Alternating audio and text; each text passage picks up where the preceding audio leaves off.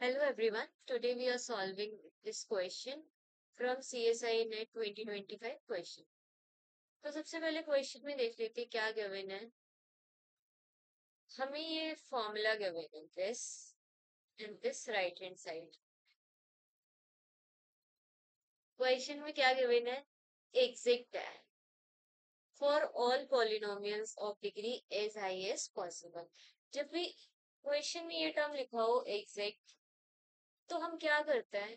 हम अपनी तरफ से पॉलिनोमियल को एज्यूम करते हैं और लेफ्ट हैंड साइड कैलकुलेट करते हैं और राइट हैंड साइड कैलकुलेट करते हैं। उससे जो वैल्यूज आती हैं उसी से क्या आता है? ऑप्शंस एलिमिनेट हो जाए। अब क्वेश्चन में क्या गिवन है? Degree as high as possible, यानी कितनी भी डिग्री ले सकते हैं, 1 x square up to x.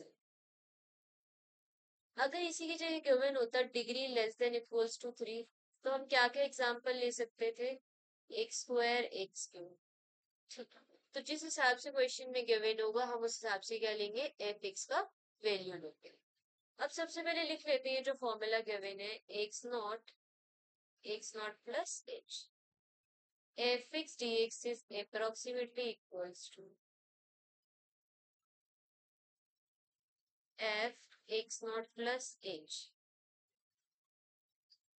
P h cube f double dash x plus f double dash x nought plus h. क्या करना है? इससे एफ एक्स की वैल्यू लेनी है और हमें क्या बताना है? लैम्डा और पी का वैल्यू होता है ना, इसमें रिलेशन बताना है। अब सबसे फर्स्ट स्टेप क्या है?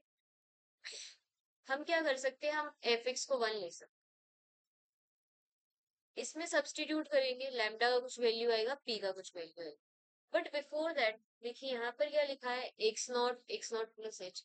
अगर हम इसकी कोई वैल्यू एज्यूम कर लें तो ये इंटीग्रेशन इजी हो जाएगा। इस साइड हम जो टर्म्स लिखेंगे वो भी क्या हो जाएंगे? रिड्यूस हो जाएंगे।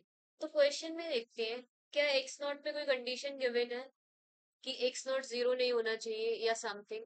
नहीं गिवन है, हमने एक्स नॉट को ले लिया जीरो। तो ये ऐसे बनेगा जीरो और एच का वैल्यू भी कोई एज्यूम कर लेते हैं। अगर हम जीरो एज्यूम करते हैं तो क्या हो जाएगा? फिर तो जीरो आ जाएगा, ट्रिवियल केस। इसीलिए हम क्या एज्यूम कर रहे हैं? H is equals to 1। अब इस इक्वेशन को लिख लेते हैं, lambda f zero f of 1 p f double dash zero f double dash. अब सब्सटीट्यूट करते हैं, इसमें से सबसे लोएस्ट डिग्री का पॉलिनोमियल लेते हैं, f x is equals to 1।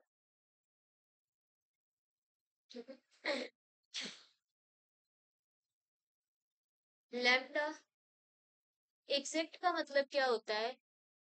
हम जो इंटीग्रेशन फाइंड आउट करें और इस फॉर्मूले से जो फाइंड आउट करें, दोनों के आने चाहिए इक्वल आने चाहिए। एफ एक्स कॉन्स्टेंट है तो इसका वैल्यू भी 1, इसका वैल्यू भी। डबल डेरिवेटिव इसका क्या होगा? जीरो। दैट मीन्स ये टर्म जीरो। यहाँ से क्या आया? 1 2 लैम्डा, लैम्डा का वैल्यू आया। देखिए कैलकुलेशन इजी होगी, हमने एक्स नॉट और एच को एज्यूम कर लिया तो लैम्डा का वैल्यू आ गया।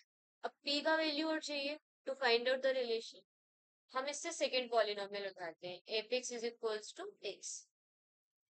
तो 0 to 1 x d x, f of zero is zero, this is 1 p. अब देखिए एफ एक्स का वैल्यू क्या है? 1 x, f dash x is 1 और डबल डैश एक्स इज 0, यानी अगेन दिस टर्म जीरो आ गया। तो पी का वैल्यू इस इक्वेशन से तो नहीं आएगा, इसको हमने हटा दिया। अब क्या ले सकते हैं? एक्स स्क्वायर, तो 0 to 1 x square D. F of zero का वैल्यू क्या होगा? 0 1 plus P. F double dash x find out करते हैं, first derivative is 2x and second derivative is constant है तो 0 सब्सटीट्यूट करे या 1 सब्सटीट्यूट करे, क्या आएगा?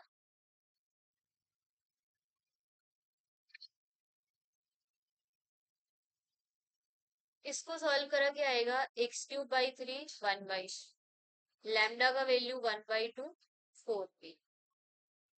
यहाँ से p का वैल्यू फाइंड आउट करते हैं।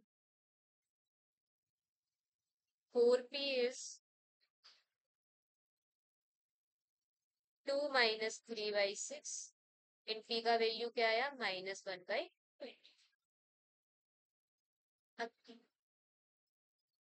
लैम्डा का वैल्यू आ गया, p का वैल्यू आ गया, हम क्या कर देंगे?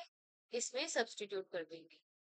2 लैम्डा + 24p, लैम्डा का वैल्यू हाफ, 24, p का value -1/, so this is 1 - 1 is c।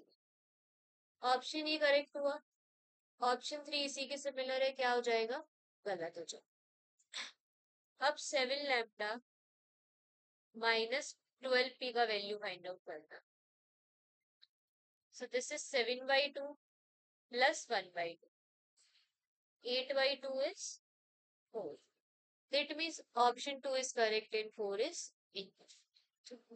तो बेसिकली सबसे इजी मेथड क्या होता है अगर न्यूमेरिकल एनालिसिस से ये क्वेश्चन आए और एग्जैक्ट की बात करी जाए, हम देख लेंगे हमें क्या गिवन है पॉलिनोमियल की डिग्री। अगर एज हाई एज पॉसिबल लिखा है तो आप कुछ भी ले सकते हैं, << 3 लिखा है तो ये ले लीजिए, 2 के केस में ये ले लीजिए, और क्या कीजिए, सबसे लोएस्ट डिग्री से स्टार्ट कीजिए और सॉल्व करते जाइए। अप्रोक्सीमेटली आप 2 बार सॉल्व करेंगे, उससे क्या हो जाएगा? क्वेश्चन सॉल्व हो जाएगा। Alright, so do let me know in the comment section which question you want me to solve next. Thank you for watching.